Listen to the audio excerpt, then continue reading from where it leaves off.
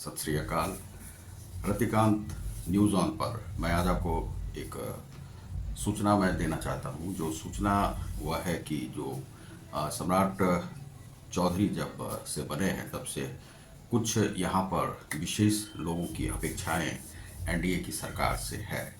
और एनडीए की सरकार में पहले तो गृह मंत्रालय नीतीश कुमार के पास था, लेकिन 20 वर्ष के बाद जो है एनडीए गवर्नमेंट के उप मुख्यमंत्री को वह भार जिम्मेदारी दी गई है। उसी विषय में मैं बताऊंगा। सबसे पहले अपनों के लिए कुछ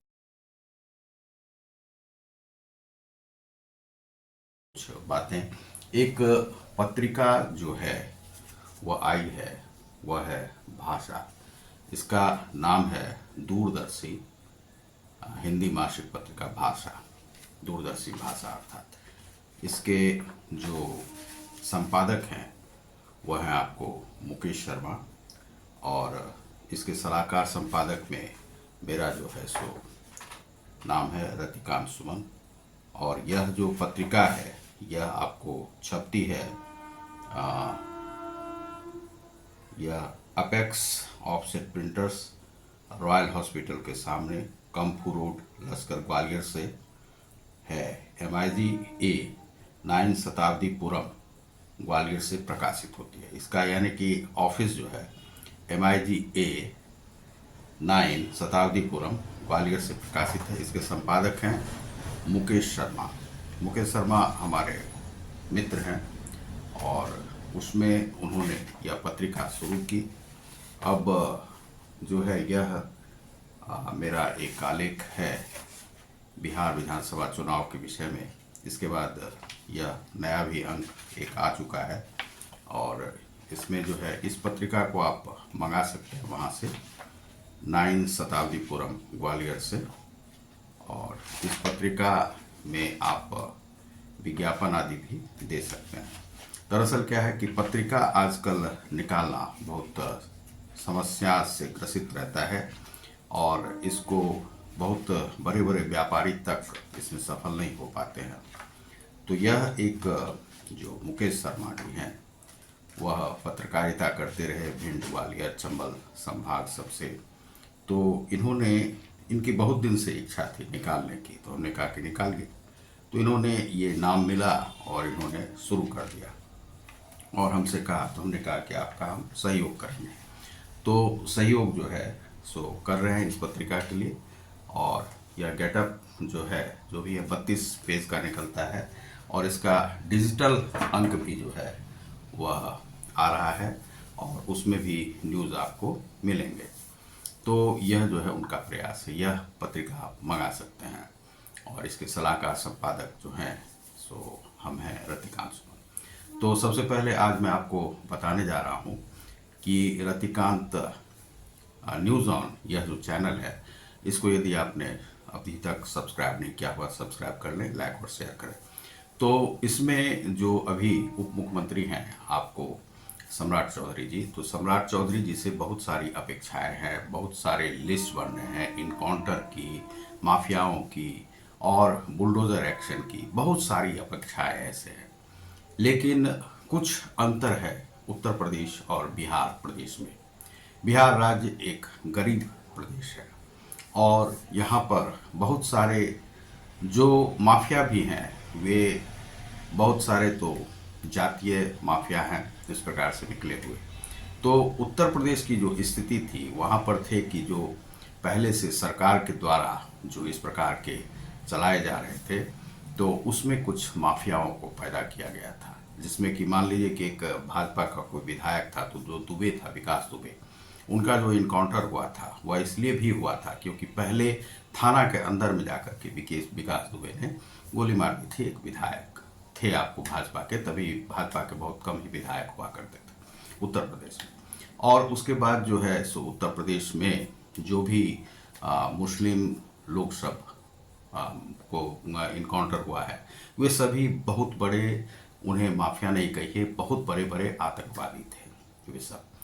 तो उन सबको जो है ख़त्म किया गया। फिर लंगरा और रोमियो और ये सब का जो है स्क्वाड सब बना और वह सब कार्य हो रहा है वहाँ पर बुलडोजर एक्शन। लेकिन बिहार के लिए है क्या कि सबसे पहले क्या है कि एक कानून की कहावत है कि 100 जो है कल्प्रिट बच जाए तो बच जाए, लेकिन एक निर्दोष को भी उसमें कुछ भी उस पर सजा नहीं होनी चाहिए, क्योंकि उसी से आतंकवाद फैलता है। तो दरअसल क्या है कि यह प्रजातंत्र है। प्रजातंत्र में जो बिहार की जो पृष्ठभूमि है वह गरीबों की, जातीय समीकरणों की, जातीय उत्पात यहाँ पर मचाए जाते हैं, चाहे वह बड़ी जातियों से हो या यदि मान लीजिए कि निचले तबके के जो लोग हैं वह भी ग्रुप में आते हैं और किसी इकट्ठे जो लोग रहते हैं, एक दो परिवार हैं, उनको सताते हैं। इस प्रकार से यहाँ पर जो है परेशानी पैदा होती है। दूसरा है कि चोरी डकैती आदि यहाँ पर होते हैं, तो उसमें बहुत संभल करके चलना जो है सम्राट चौधरी के लिए आवश्यक होगा। तुरंत में कोई भी फैसला नहीं करें।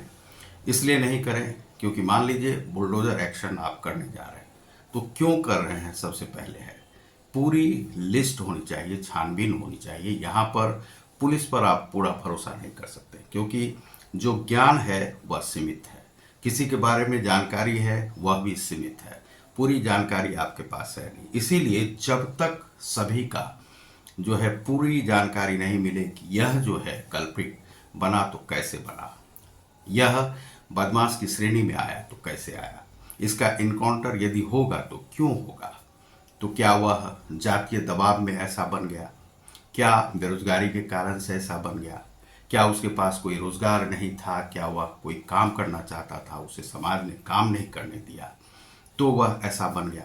यह बहुत सारी बातें यहाँ पर देखनी होगी।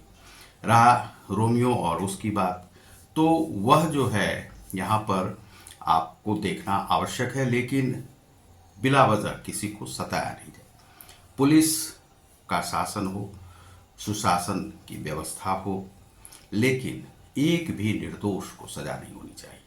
आप केवल वेट एंड वॉच कीजिए, कहीं पर भी इस प्रकार से जो दोषी आपकी आंखों के सामने में हो, जिन्होंने की गोली किसी को मारा है और उन्हें जो है उनका इनकाउंटर, यदि आपके सामने में उसका साक्ष्य है, पूरा डाटा आपके पास है कि इसने इसी समय पर ऐसा किया है, तो आप कर सकते हैं। इसके लिए आपको पुलिसिंग व्यवस्था को बदलने की आवश्यकता पड़ेगी। कैसे पड़ेगी कि सबसे पहले तो आपको एक सुरक्षा कवच ऐसा बनाना होगा जिससे कि, और वे सुरक्षा कवच इस प्रकार से आपके इर्द गिर्द भी काम करें कि जो भी रिपोर्ट आपको मिले वह सच्चाई के साथ मिले। पुलिस पर पूरा भरोसा नहीं किया जा सकता है, थाने पर पूरा भरोसा नहीं किया जा सकता है। कोई भी रिपोर्ट जब एसपी तक पहुंचता है तो एसपी पूरी जानकारी नहीं लेते हैं। इसलिए नहीं लेते हैं क्योंकि उन्हें तो दरोगा के माध्यम से मिलना है, और दरोगा यहाँ पर पैसे के आधार पर काम होता है। यह भारत की पुलिसिंग व्यवस्था है, यह अंग्रेजों के समय से ही चला आ रहा है।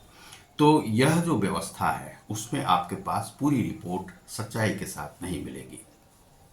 जातीय समीकरण यहाँ पर ऐसा है कि कुछ लोगों को इस प्रकार से बन जाना पड़ता है, तो वह देखना है। कुछ लोग ग्रुप में बहुसंख्यक हैं, तो बहुसंख्यक होने के नाते से, जैसे उसके लिए हम यह नहीं कह रहे हैं कि वह हिंदू हैं या कुछ, बहुसंख्यक का मतलब यहाँ पर है कि मुस्लिम मान लीजिए आबादी है कहीं पर और वहाँ पर 10,000 मुस्लिम है और गिने चुने 100 घर हैं हिंदुओं के, उन्हें दबा करके इस प्रकार से कर दिया जाता है, तो किसी न किसी व्यक्ति को उसमें कदम बढ़ाना पड़ता है। तो वे इस प्रकार से कुछ माफिया तत्व के रूप में उन्हें जानने लगते हैं लोग। 100 घर आबादी का है, 100 लोगों का है और वहाँ पर 10,000 के बीच में रहना है, तो उसे अपना रक्षा कवच स्वयं तैयार करना पड़ता है, क्योंकि पुलिस उसे प्रोटेक्शन नहीं दे पाती है। तो इस स्थिति में, इस स्थिति सबको भी आपको देखना पड़ेगा।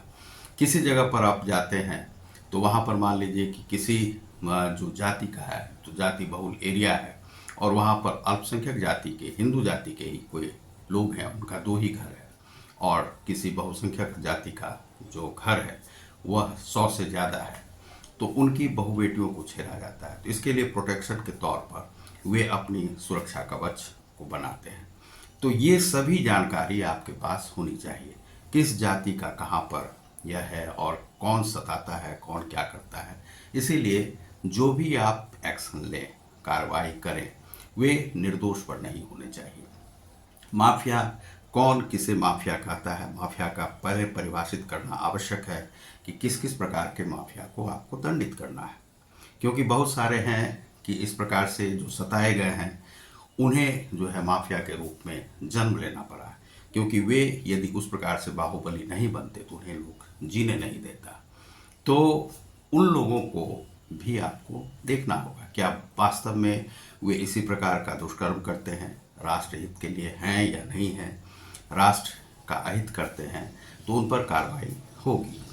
यदि आप पुलिस का जो जासूसी व्यवस्था है वह आप हर जगह, चाहे ट्रेन में हो या कहीं पर हो, तो आप सिविल ड्रेस में जो है सो आप अपने जो सीआईडी हैं उन्हें लगा करके रखें, और वे चुनिंदा होने चाहिए आपके पास। मान लीजिए कि कुछ सुरक्षा के लिए, कुछ इनकाउंटर्स के लिए, तो जैसे मान लीजिए कम से कम एक जासूसी के लिए कम से कम 200 का टीम हो, मान लीजिए कि 200 का टीम आपके सुरक्षा के लिए हो, और मान लीजिए 500 ऐसे पुलिस हों जो कि जिसमें कि एकदम सत्यनिष्ठा से कार्य करने वाले हों, जो कि आपको रिपोर्ट दें तो सही रिपोर्ट दें, जासूस और पुलिसिंग और ये सभी कार्य करें, तब आप यहाँ पर जो है कार्य कर सकते हैं। इसी प्रकार से कहीं पर भी बुलडोजर नहीं चलाया जा सकता, किसी का भी इनकाउंटर नहीं किया जा सकता, बहुत सोच समझ कर यह काम करना पड़ता है। एक भी निर्दोष को कहीं पर भी सजा नहीं मिलनी चाहिए। यदि ऐसा होता है तो हमें अपनी आज़ादी पर शर्म आएगी। तो वही लोग कहते हैं कि आज़ादी, तो आज़ादी हमें मिली है, स्वतंत्रता मिली है, स्वतंत्रता मिली है जीने के लिए।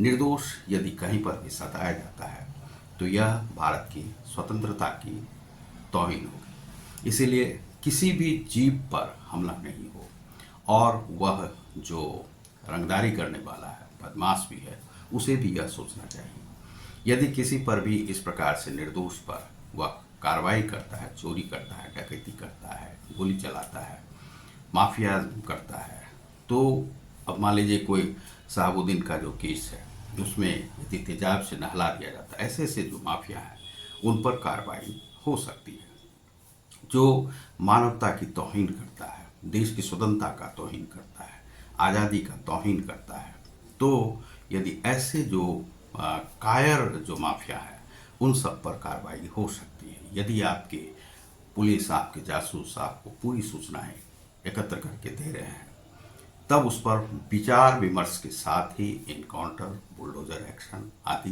होना चाहिए। और दूसरा है कि बिहार राज्य का विकास हो यहाँ पर। तो ये तो अभी जो शुरुआत हुआ है यहाँ पर जो है सो हम देख रहे हैं कि कहीं पर ट्रेन से किसी बच्चे को धकेला जा रहा है, कहीं पर गोलीकांड हो रही है, कोई भाजपा नेता को कोई मार रहा है, कोई इस प्रकार से हो रहा है। तो यानी कि यहाँ पर डर भय नहीं लग रहा है कि बदमाशों के भीतर है। तो डर केवल डर से नहीं होगा, आपको न्याय करना होगा। यह नहीं है कि डर लोगों में हो, डर नहीं। एनडीए का यह कहना है कि वह निर्भीक हर लोगों को रखना चाहते हैं। शासन की व्यवस्था ऐसी हो कि हर लोग स्वतंत्रता के साथ, निर्भीकता के साथ इस राज्य में घूम सके।